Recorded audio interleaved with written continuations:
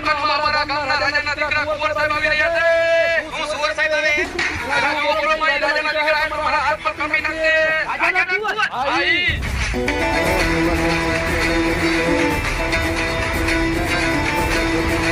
કુંવર સાહેબ માટે હાથમાં પહેરવાની હાથ જોડી કાઢી દો. તમારા દુકાનની મોંઘામાં મોંઘી એક સાઈઝ મોટી.